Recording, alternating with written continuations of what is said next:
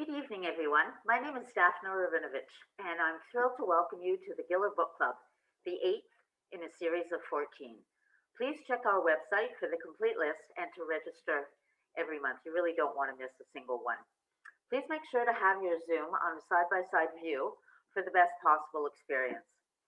Tonight, it is my profound pleasure to introduce you to Tom Rachman, our interviewer. Tom is the author of 4 best-selling books, including his best-selling debut, The Imperfectionists. He was also one of our jurors last year. Born in London and raised in Vancouver, Tom studied cinema at the University of Toronto and then journalism at Columbia University in New York. He worked at the Associated Press as a foreign news editor in Manhattan and then became a correspondent in Rome. He also reported from India, Sri Lanka, Japan, South Korea, Egypt. The list goes on and on. To write fiction, he left the AP and moved to Paris, supporting himself as an editor at the International Herald Tribune. His writing has appeared in a myriad of publications. Tonight, Tom will be interviewing David Bergen, author of Here in the Dark, shortlisted for the 2020 Scotiabank Giller Prize.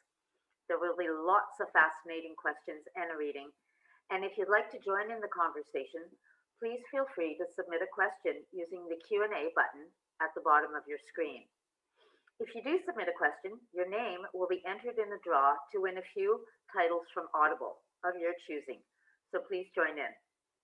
I don't want to waste any more of your time, so without further ado, please welcome Tom Rachman.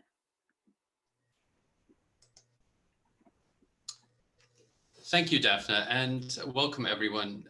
This is a thrilling event for me to have a chance to speak with David Bergen, whose book I so admired when we were reading for the prize last year. We had about 100 books to read, I think, many of them stimulating, a few of them stimulating for the wrong reasons, most stimulating for the right ones, and a very few that were exceptional. And I remember vividly the feeling that I had when I discovered Here in the Dark, and feeling gripped and thrilled that this was something special. This was a particularly important book that had the effect that a great collection of stories will have, which is to, on the one hand, compel you to want to keep going, and on the other hand, force you to stop between each story because each is so powerful and requires you to take time to think about it and to absorb it.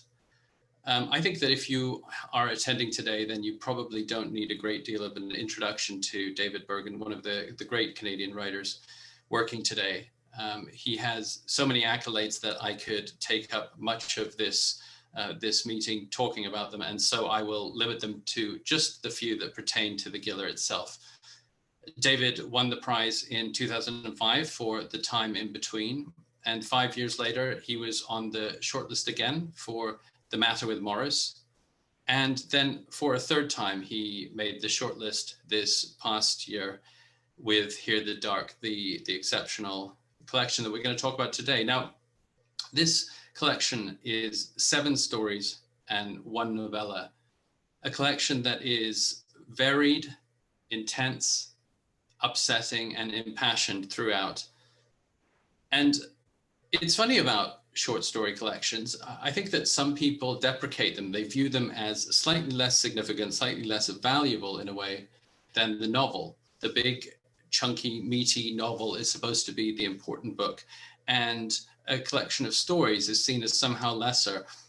I'm so passionate about short stories that I always ask myself why they get short shrift this way. And I think that part of it is because readers begin to get attached to the characters in the books that they pick up.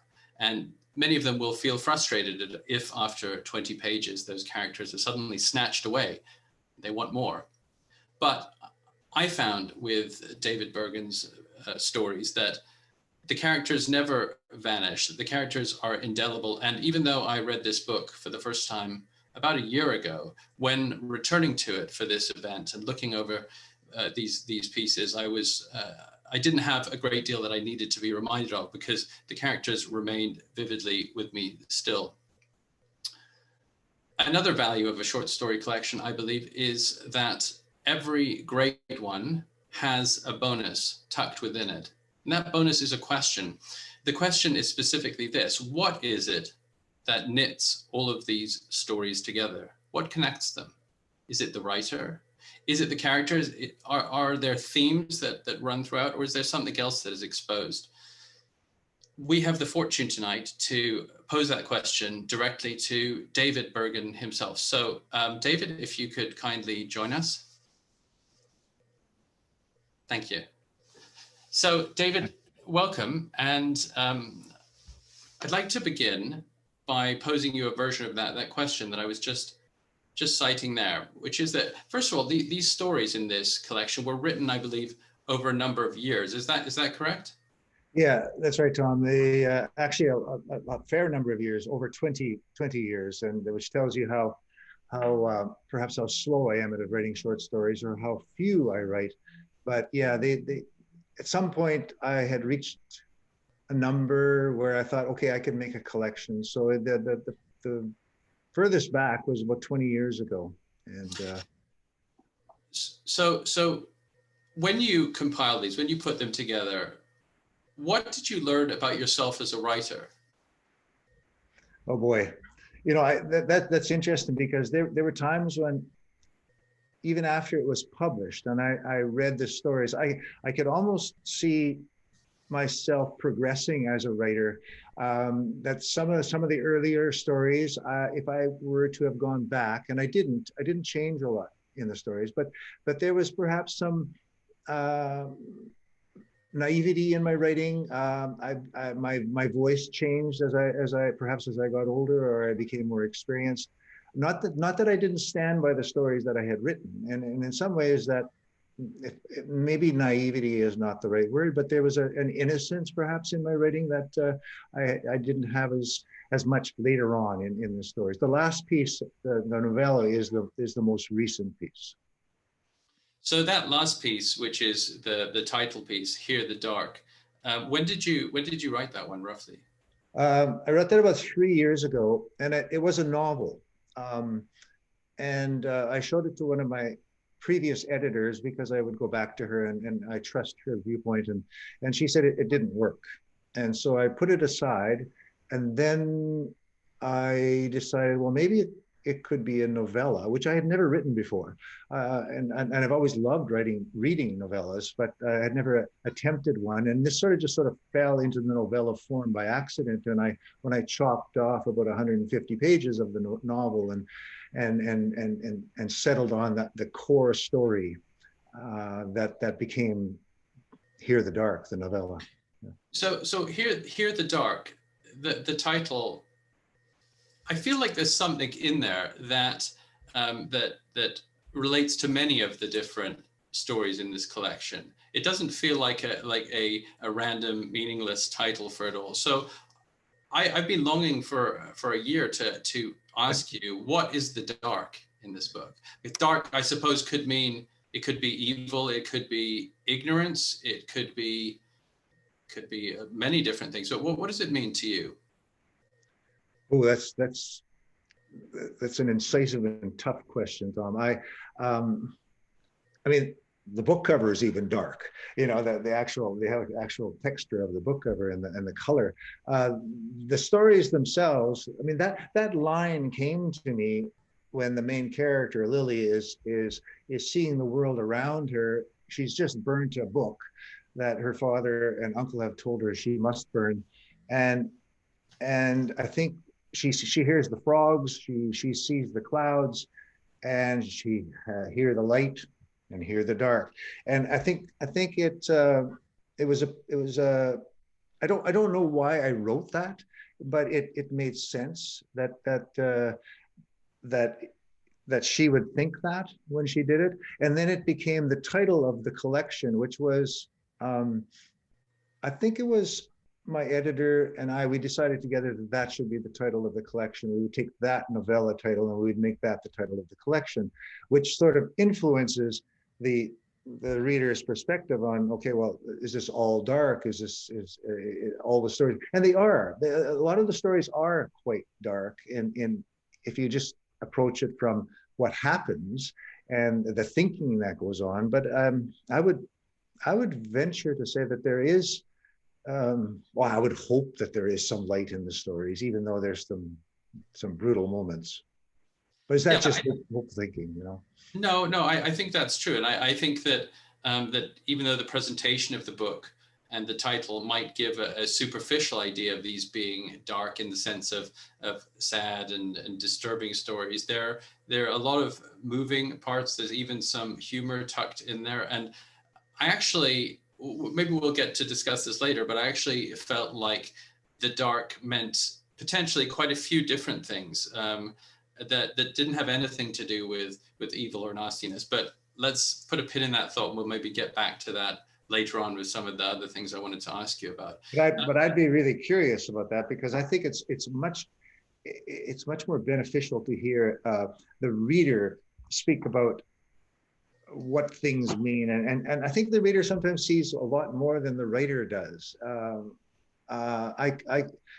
We go by sort of instinct and right, but I've often been fascinated by what readers bring to the story, and so yeah, we can go back there later if you want, but I'd be curious to hear what you have to say. Yeah. Great. We will get back to that for sure.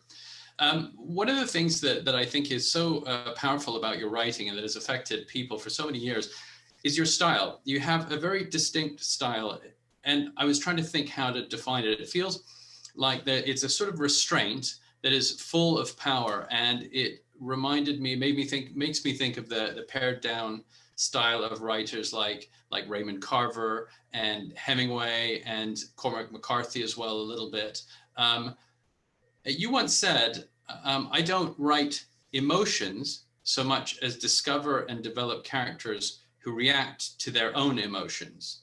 Mm-hmm. It's a pretty fascinating distinction, I think. And I also feel like it's a wonderful description of how you do write.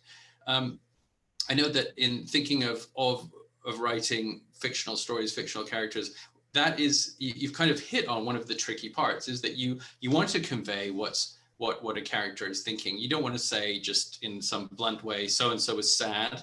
And so many writers rely on, on sort of physiological responses, like, heart was beating as to kind of cue the reader. But you actually have a different way of doing it. You do it in a very subtle, very nuanced way. And I was curious to know, have you given any thought to why you either chose the style or how you ended up with it? And why you haven't chosen something that is more, let's say, emotionally direct, more overtly literary? I mean, my influences are you mentioned the three authors early on and previous in the middle of this question, and I'm deeply influenced by those writers as well. But I grew up with the Bible. I mean, my father was a preacher, and if you read, especially the Old Testament, the stories that are told are sort of like, you get the facts, and there's nobody talking about emotions in the biblical stories, especially in the Pentateuch. You just have a story being told, and yet if you follow the story as a story and as a mythological story, the emotions are quite incredible, and it has to do with conflict. It has to do with character. How these characters move through the world. But so there was never in my mind, I guess I believe that you don't, as you say, you don't tell the reader what's going on with the character. The actual, dialogue, for one, should really reveal what's going on inside the character and in the room itself. And to guide the reader is to diminish what the power of the emotion should be, I believe. And so I believe readers are very smart, and when they come to a book, they're very aware of how to approach a certain style, and so that to me is very important, not to just be florid, display and tell people how the characters are feeling. So Do you find yourself in your revision, do you find yourself cutting out a lot, or is that how you naturally write on your first go? Actually, I write very sparely, and when I hand in a book to an editor, the book usually becomes longer than when it was first seen on the editor's desk. So I don't know if that's typical. I think a lot of people cut more than they add, but Yeah. usually an editor will ask me to flesh out a certain area, to use a cliche, or to open it up, or to develop a scene. And so I'm typically I typically write spare to begin with and add. And do you have, when you're asked to do that, do you have it all in your head already? Do you feel like you know it and you just have to, if they ask for it, you can tell them, or do you then have to imagine that those parts? Oh, I have to imagine those parts. I have to work at it. I have to, and it's quite wonderful actually, because I realize, holy, yeah, there's a lot of stuff there that is underneath the story that I have not brought forth, and the editor is pulling it out and is helping me pull it out. And so, yeah, no, I have to work at it, definitely. Yeah. Well, speaking of your style, maybe you can give our audience a taster. If you wouldn't mind reading an excerpt from your terrific book, I'm going to turn off my video and mute myself. Okay. I'm going to read from the beginning of the collection, the first story, and just the first page and a half. It's called, from the story, April in Snow Lake. The summer I turned 19, my girlfriend went to Italy to work as a cook for a crew that was rebuilding houses in the aftermath of the earthquake in Udine province. She wrote me long letters on thin sheets of paper. The letters arrived 2 weeks after she wrote them, and as I read her words, I was aware that what I was reading had already passed. She had moved on to some new experience, and so I felt as if I was following her from some great distance, catching a brief glimpse of her, only to have her disappear into a future that I would hear about 14 days later. She had met a wonderful group of people from Belgium and Holland and France. There was Paul, who was 6.5 feet tall and played the banjo and admired Woody Guthrie. He wore a bandana. And there was Lillian, who was German-Swiss and was teaching her French. Lillian had taken her to Venice one Sunday on their day off, and they had stayed overnight in a tiny villa. They had shared a bed and woken in the morning and made coffee on a hot plate, and then had leaned out the window of their room and watched the lovers pass by below. It is all so romantic, she wrote. When I read this, I was forlorn, and I wondered how I'd last the rest of the summer without her. I had found a job driving a truck for the local feed company, a job that required sitting and waiting, usually in the lot of an abattoir, where I had been sent to pick up several tons of meat meal. Every evening I showered and scrubbed myself in order to remove the smell of dead animals from my hair and skin.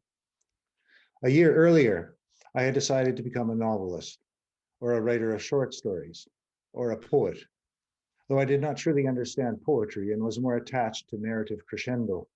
I would write in a frenzy over the weekend and show my stories to my girlfriend on Monday evening. Of course, we talked about my lack of life experience and my lack of voice and my lack of worldliness. She thought that my religious background, my faith in God, how I saw the world would be a detriment to my writing. She said that Ernest Hemingway's father had been religious like my father was, but that Hemingway had managed quite nicely to walk away from all that baggage. I said that I had no desire to walk away. There was room for grace as well as sin in the world of novels.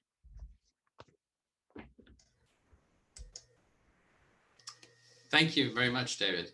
Thanks, and a quick note to the audience, at the end we will have time for questions, so if any come to you as we're chatting, then please feel free to add them to the Q&A function at the bottom of Zoom, and we will try to get to them at the end. So David, that reading ends with that phrase, there was room for grace as well as sin in the world of novels. Grace and sin are extremely present in these stories as well, although I'm not always sure which is which.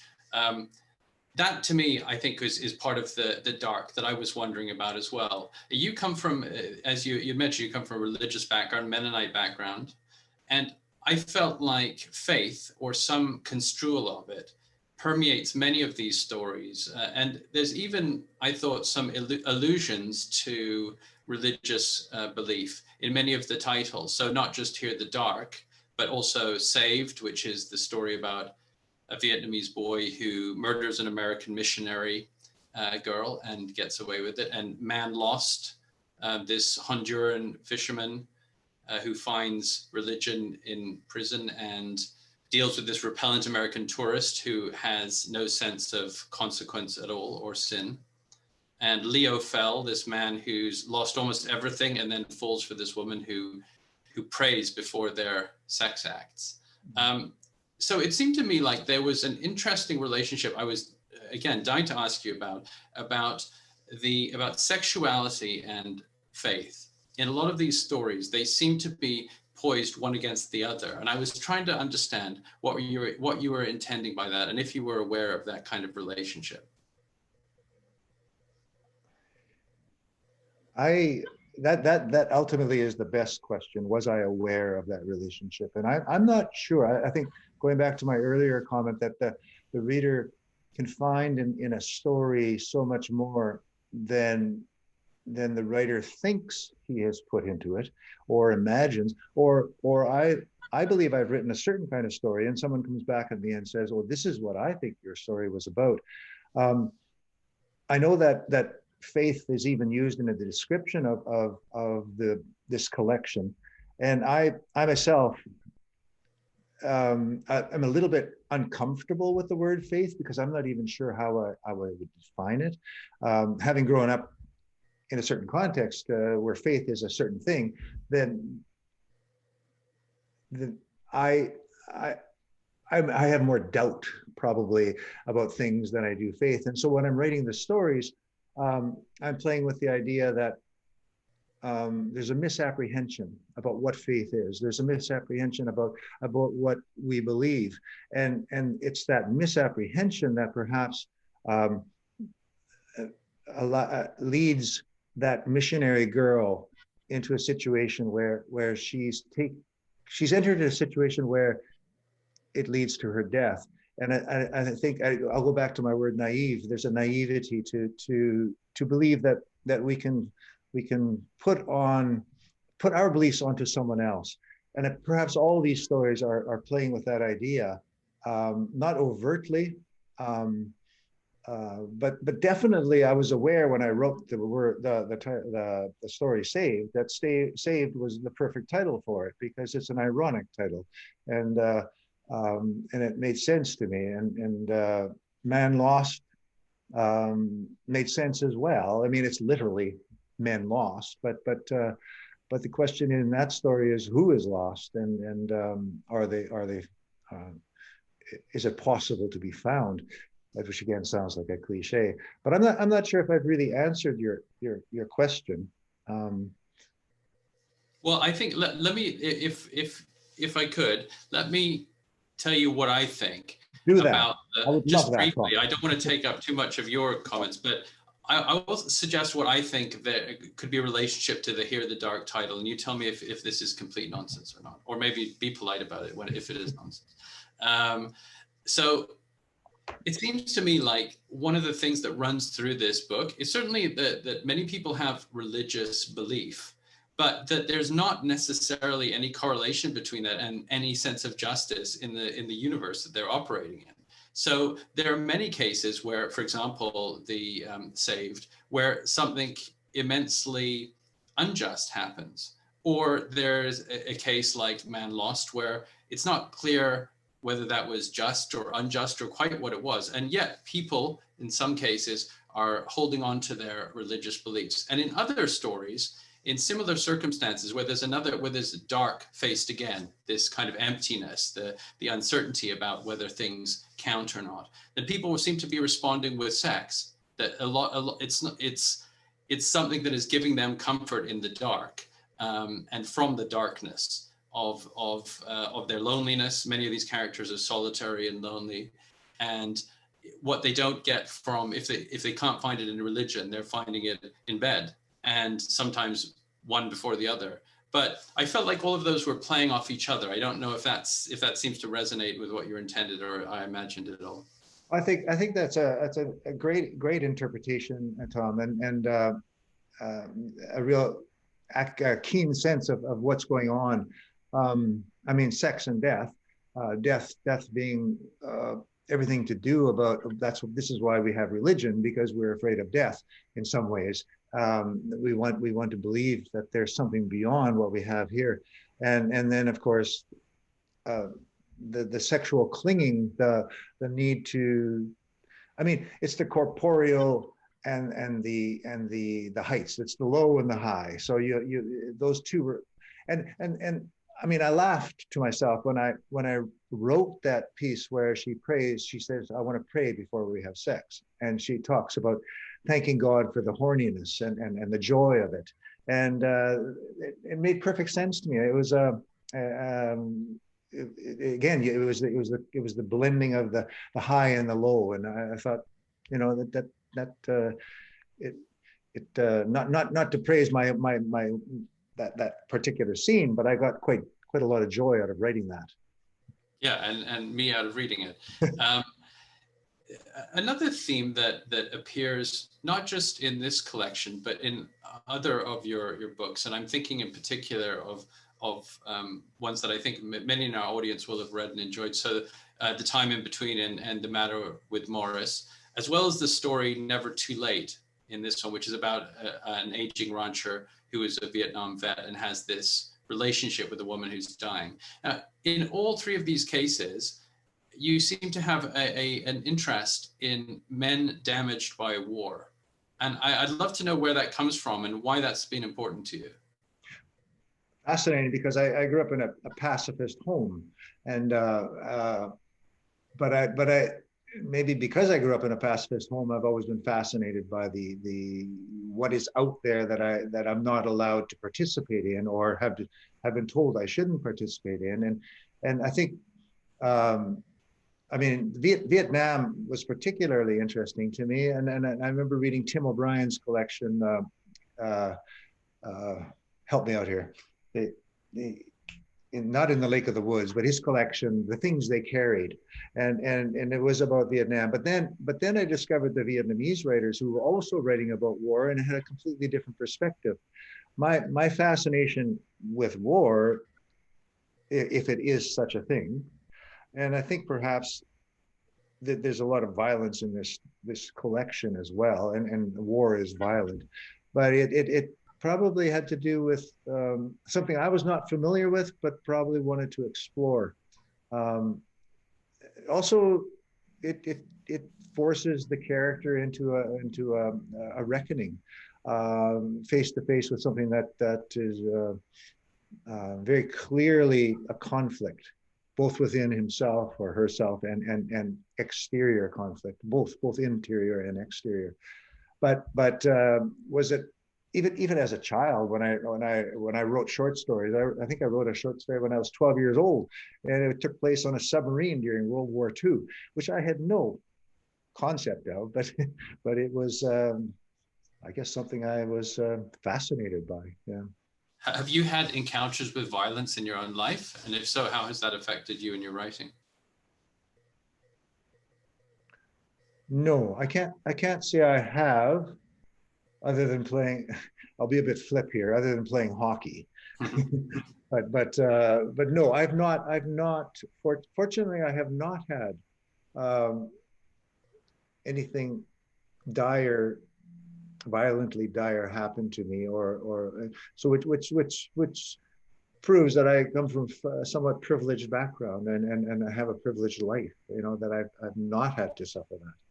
Well, it's also, I think it's also interesting for me to think about how, you know, it makes the point that not all writing is just your own experience, that there may be issues that fascinate you from afar that you might write about with the profundity, even if you haven't personally experienced it. And that's interesting side note for me on that. When you read that excerpt from the April in Snow Lake, there's that bit in there where the protagonist is talking about receiving these letters from his girlfriend, and he's sort of condemned to reading this elapsed version of her, that it's always 2 weeks late. And I love that description. And I was thinking of, you know, the obvious thought that one has in 2021, which is that technology has ended that possibility now, that when you get a message or a note from somebody, it's pretty much instantaneous. And so it's them right now. But it occurred to me that literature still sort of does hang on to that effect. It has that quality still. It's still something that you wrote a long time ago that has an effect, maybe months, maybe years after. And in the case of this, we're talking more than 20 years in some of these stories. I was curious, how have the extraordinary changes in the technological revolution that have been going on at large around us, how have they changed or affected your sense of literature as a reader and as a writer? I think I read a lot of novels. I read a lot of collections. I'm a fiction reader, and I was always a fiction reader. I love fiction. I believe that for me, technology is irrelevant really to character. And I know people would disagree with me, and then they would say that it could certainly affect character, and I think it does. And we are affected in our world by technology. Look at us talking on Zoom right now, but innately we are human, and we struggle, and we move from birth to death, and I think that stories are eternal, and they last forever, and they have been told way in the past, and I don't think stories really change. The typewriter might change how you produce the story, but I believe that fiction is still a very traditional form, and writing and telling a story is a very traditional form, and I'm not sure it'll change because we have iPads, and because we have Twitter, and because I think you can use those forms within the telling of the story. But for me personally, I still love a character-driven story, and I will gobble it up. And I want when I read a novel or a collection of stories, and the stories within that collection, I want to be gutted in some way. I want to feel something big, and I think stories, because we can put ourselves in there differently than we watch a film or watch a play. We place ourselves, we insert ourselves into that story, and make it something bigger than it actually perhaps was even intended to be. And that's why I love fiction. Yeah, I think that your stories are striking in that there's very little in them that couldn't have been written, 50 years ago. That they don't feel like they're, and I say that in a positive way. That they feel like they are connected to humanity rather than connected to Twitter or whatever the latest technology is. Mm-hmm. But I wonder as well whether, I personally find it hard not to be affected by an awareness of how readers are changing, how we're all changing. Yeah.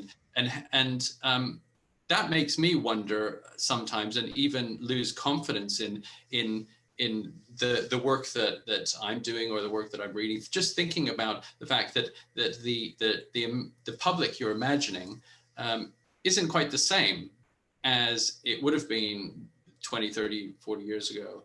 Does that affect you, or do you try to just remain oblivious to that? Well, I teach writing, and one of the things I tell my writers is don't have anybody looking over your shoulder. Now, that doesn't mean you aren't aware of the audience, the possible audience, and the people who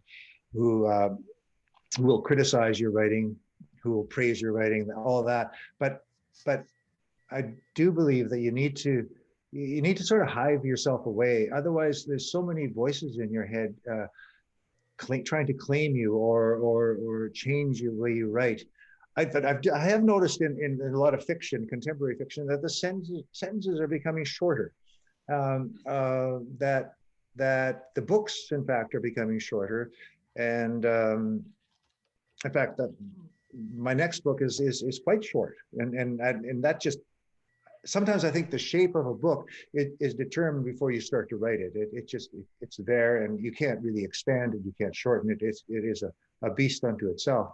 But it does seem to me that contemporary fiction has changed somewhat in that way, that we have become a bit more, yeah, with tinier.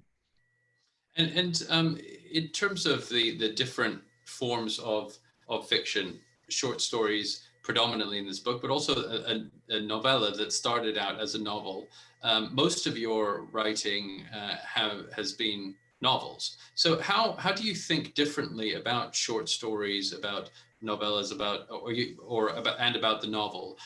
Do you feel like they have different characteristics and you would select a different one for a different sort of story, or does it just take on the form that feels natural for the story that comes to you?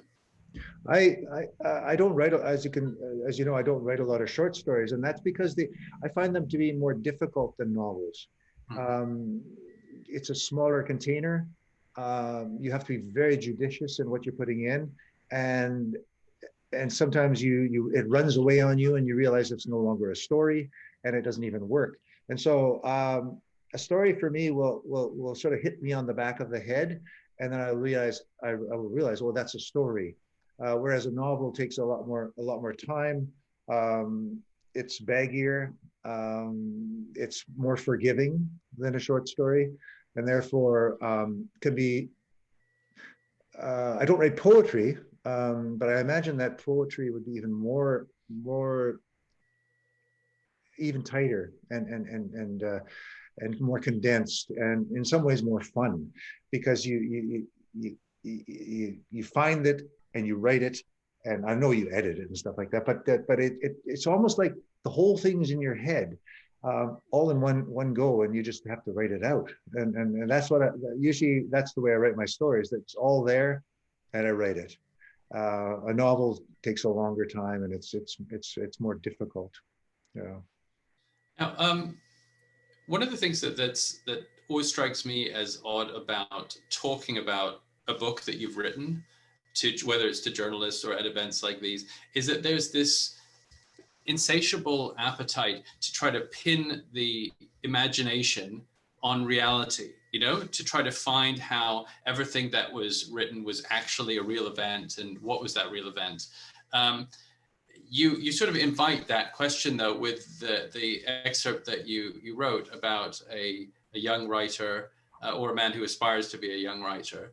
And rather than necessarily asking you whether that's you, I'm just curious to know about how important experience is for your work, and how important imagination is. And when you're teaching people as well to write, what are the stresses that you put on that? And how has that affected your own writing? When I first wrote the story I read from April in Snow Lake, I sent it to my friend, and who I send my stories to quite often, and he wrote back and said, verisimilitude, and of course he knows who I am, he knows where I come from. It's not my story, but a lot of the details in there are plucked from my life. And I suppose a lot of details in the other stories, the one that takes place in Vietnam, having spent some time in Vietnam, that little boy, that young boy, I saw him and I talked to him, and I saw the German women on the street, and so you're an observer as a writer, but you're also an observer of yourself, and it's inevitable that you're going to use yourself when you write the story. But you can always deny the fact that it's biographical. Do you find that the longer you write, the more insights you have about yourself? Because this is something that in my writing, I'm sort of terrified that the longer I write, the more obvious my kind of hang-ups and weaknesses will be. Do you find that over time, or are you continually roving and changing, and your fiction is as well? I think that this is where the reader comes in. The reader is very astute at pointing out what your habits are and what your obsessions are, and if I don't recognize them, I do by the time the reader has told me. So the subconscious is obviously, we're not conscious of the subconscious. Other people can see the beast on our back, and so yeah, there's stuff that I'm, I think I think every writer goes over the same territory over and over again, and with a different vessel, so a different story, and then I'm going to bring these things back in again and again, and um, I think every writer does that. I imagine you do too, Tom. I don't want to know it. I don't want to know my character. It would be too depressing. So at this stage, hopefully we can get a sense of the character of some of the people in the audience through their questions. I encourage all of you watching to type in any thoughts you have, anything you'd like to ask David. I can happily convey through the Q&A button at the bottom of your screen. And while you have a chance to do that, I'll ask one more question to you, David. You mentioned a short new book coming out later this year. It's Out of Mind. I'd love to, if you could tell us a little bit about that to the degree that you can. And also more generally, I'd love to know how you found it writing fiction in this COVID period, because to the degree that we were saying before about how writing is this kind of intersection between your experience and your imagination. All of us, whether writers or readers or both, have been kind of deprived of experiences, or at least thrust into unusual and unsettling ones. How have you responded in your own work? I mean, I don't mean directly what you've written, but how has it felt writing under these circumstances? Yeah, that novel, Out of Mind, is coming out this fall, and it's actually a continuation, or it's following the life of Lucille Black, who's the wife of Morris Shutt, who was the main character in The Matter with Morris. And I thought to myself at some point 10 years later, well, let's see what Lucille makes of, because Morris had a very distinct voice, and he was greedy on the page. And Lucille, I thought, well, let's see what she has to say. And it's a lesser size, which is interesting. And so that book follows from a very limited point of view, basically from Lucille's point of view, her life and her basically a quest for who she is, and she's searching. That book, Tom, was written before COVID, and it's sat for a while, and then I peddled it, and that is the last thing I've written, which is to say that I have not written a lot. I'm working on another novel during this time and finding it difficult, but I'm not sure if I'm finding it difficult because it's I'm not experiencing the world around me. I'm sort of cloistered in my little room. We're cloistered anyway when we write, even when the world is out there. But or is it the subject matter that I've tackled, and am I having difficulty with that? So those are all questions that I'm trying to figure out as I'm working with this new novel that is still in fruition. Yeah. Okay, thank you. Let's turn to some of the audience questions. This one from Rhea Borgia, and I'm sorry if I'm mispronouncing that. Rhea Borgia asks, when the editor asks you to flesh out a section of your novel, what does she mean? Is she asking for more action or more explanation or something else? Good question. She's asking not for more action, although action might be a way of fleshing out the character and the scene. She's asking for more depth and perhaps for more texture and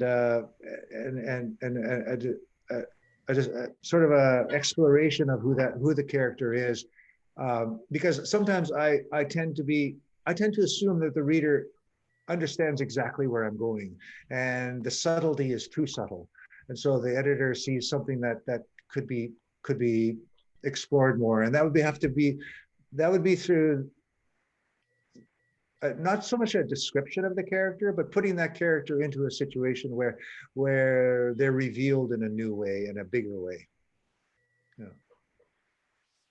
Great. A question from Tori Enderton. Tori Enderton asks, or says, I finished the book about a week ago, and Lily is the character from Here in the Dark, and Lily has been on my mind ever since. I so wanted her to leave and go on to have what I think of as a better life. I'm curious whether you think Lily stayed in her marriage for life or whether she eventually was able to leave. It's a good question, Tori, and this is a question that so many readers have asked of me, and or even told me she stayed. Damn it, why did she stay?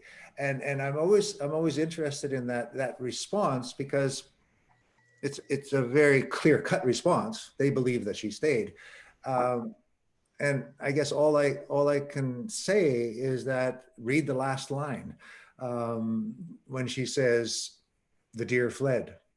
And to me, again, that was, I'm not saying she doesn't stay, because it's open ended, and we don't know. And if we were to know, we'd have to write more of the novel, or we'd have to continue the novella. But I didn't necessarily want her to just leave. I thought that was too simplistic. I think it's much more complicated. It's very difficult to leave. It's a tremendous struggle, and it may take 5 attempts to leave before you can actually leave, and then you still may come back. And so I wanted that sense of ambiguity, perhaps, and open-endedness, that but still I wanted to give a hint to the reader that the deer fled. A question from Anar Sharif. What was the first thing that set you on the course of writing? Reading. I would say always reading. I loved reading, and so just and when people say, "How do you become a writer?" I say, well, if you do want to become a writer, you read and you read and you read, and you don't just read for the story. You read for understanding how the story is built, and the structure, and because stories are constructed, and how characters move through a story, and if you want to write, then you read what you write. You read the books that you probably are going to influence you the most, and that's the kind of book you keep going back to, the kind of storyteller that you keep going back to. So I probably knew at a young age already that I was very interested in stories. And then it's like I said, I started at the age of 12, and then I got interested in basketball, and then I got a motorcycle, and then I went up north to work at Snow Lake, and I started writing. Yeah, so. Great. And another question here from Reva Nelson, who says, do you write on a schedule of any kind, or just whenever you're moved to? What gets you going and keeps you going to see your characters through? Do they haunt you to deal with them? Does it haunt you to deal with them? If it haunts me to deal with them, I probably toss them or kill them, or get rid of them, or I try to explore why they haunt me. I work on a schedule. When I'm in the midst of a book, I'll work from 8 o'clock in the morning till 2 in the afternoon, and I sit down, and I have a little trick. When I'm finished writing, I don't finish my last sentence. I leave it dangling, because then I know. And then I write a list of things that are going to happen next, because it's very difficult to come into an office on early in the morning and to sit down in front of a page when everything's complete and you have to start all over again. So for me, I call it a trick, and it's so I can enter the writing much more quickly than if I have to start a whole new chapter or a whole new paragraph. And so, yeah, there's no secret except sitting down and doing the writing. I think you would concur, Tom. Yeah, absolutely. Yeah. Kim Echlin says, will you talk about your research in Guatemala? I am interested in the universality of caring suffering in your stories, regardless of geography.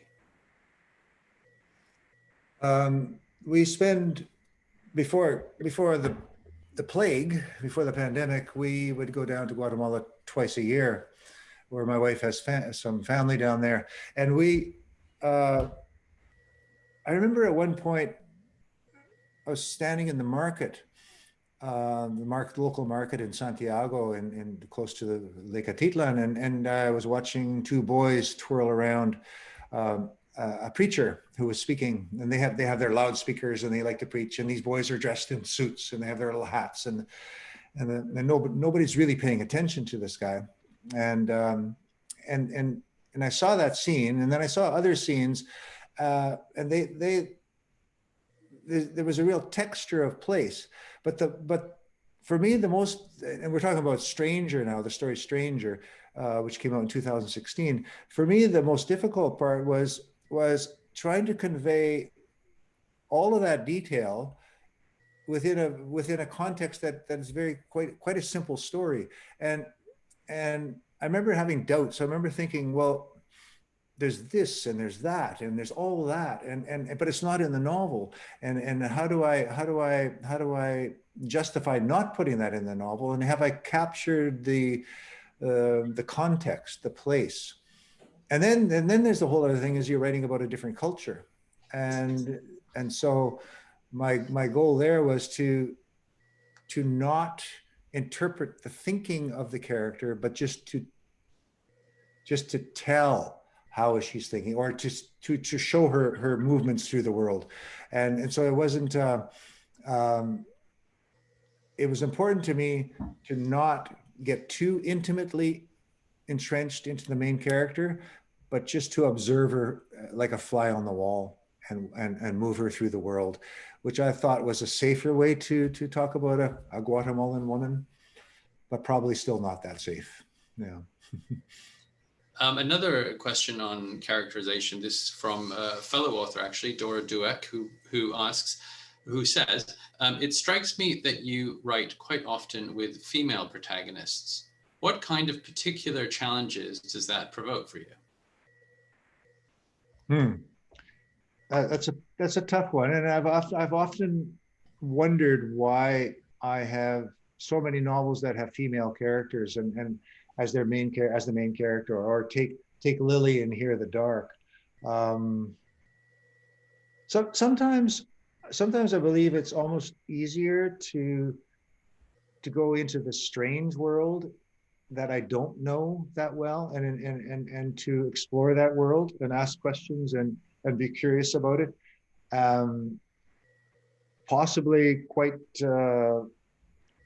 apt for making mistakes, but it's also there's something about my own curiosity about the like talking about Guatemala, or describing Lily, the young girl. So maybe that's one of the reasons. I really don't have a good answer for that. I'm sure maybe somebody else would have. Maybe it's just a subconscious movement. I probably should go to therapy for that one.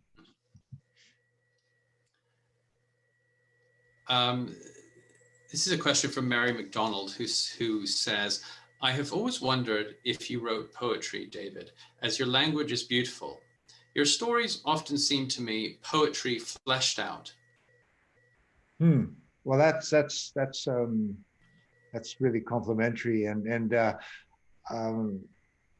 lovely to hear. I'm not a poet, and I read poetry. I admire poets, but it's something I suppose I might have a go at a narrative poem.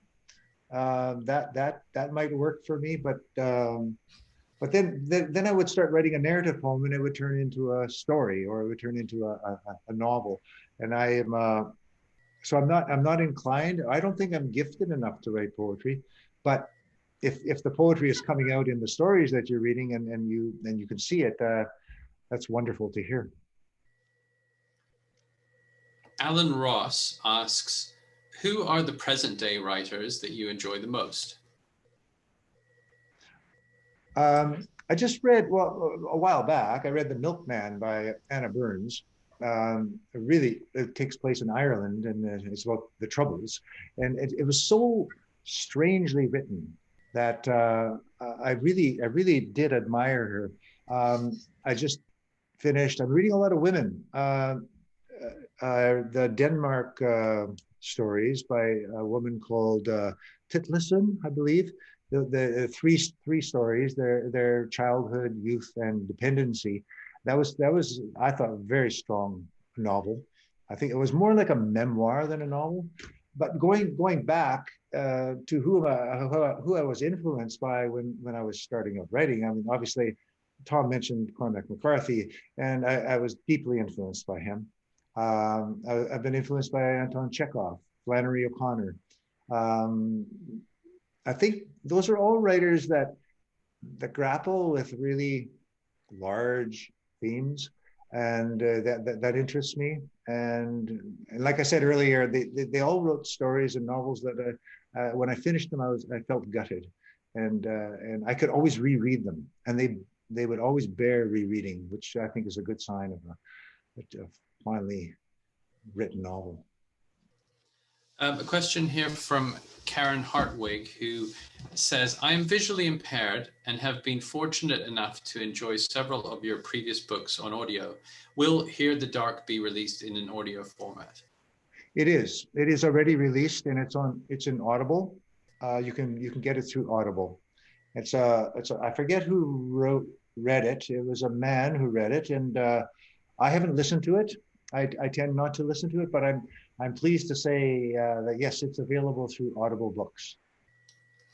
Just a sort of follow-up to that, I'm curious, when you are revising your work, do you read it aloud to yourself? I know that some writers make a point of that and others feel it's irrelevant. What do you think about that? I don't. I'll read it to myself, but I don't read it out loud. Unless I'm having trouble with a section, then I'll go and I'll read it out loud and see if I can hear something wrong with it. But typically, no, I don't. Do you, Tom? You read out loud? I sometimes do, yeah. Although I never know whether it helps or hinders, because you can pick up mistakes when you do it that way. But then I also think, but people aren't generally reading it aloud. I mean, it's a different form, the written word than the spoken word. So I don't quite know. I do it a bit, but I don't get to, if it's a very long book, I don't really have the time. A last question, I think here, we have time just for this last one. Another one from Mary McDonald here. She says, my father was a minister as well. I always wonder if that is one of the reasons why I am drawn to your stories, that we have within us the sense of light and dark. I didn't go to faith and sin myself. I wonder if what you would say, sorry, don't quite get this. I wonder what you would say about the Blake line, joy and woe are woven fine. Mary from Whistler. Yeah, Mary, I mean, absolutely. And there, I think there's to separate the two is impossible, and they are woven together. And I think that's a beautiful line that you quote. Thank you for that. Mary, I think I agree. I think it's a beautiful line, and also I think an apt way to complete this, because it seems an apt description as well of the sort of work that David has done for years and continues to delight us with. It's been such a thrill to be able to chat with you, David. I feel like a book is finished when you get to the last page, but it's not really consummated until you've had a proper conversation about it. And in these COVID times, it's so hard to have proper conversations about anything, let alone books. So not only nice to talk about a book I've enjoyed and been recommending for a year, but to actually get a chance to talk with the author. And I hope that our audience members today have enjoyed it as well, and that they continue the conversation afterwards in some format or another. It's been an absolute pleasure. And I think with that, we're supposed to turn off our microphones. And yeah, but Tom, I just want to say you've been very generous and insightful, and I feel very lucky. Thank you. Oh, the luck is mine. Thank you so much, David. Thanks everybody for attending today. And I think the luck is all ours, because that was an incredible hour. Thank you so much, David. Thank you so much, Tom. I know it's very late in London where you are, so a double appreciation for going after midnight for you. If anybody missed this interview and would like to see it, you can find it on our YouTube channel in the next couple of days. And please don't forget to register for our next book club, which will be conducted by David Cheriandy. He will be interviewing Kai Kellogg, the author of Dominoes at the Crossroads. We look forward to seeing you there. Thank you so much. Good night.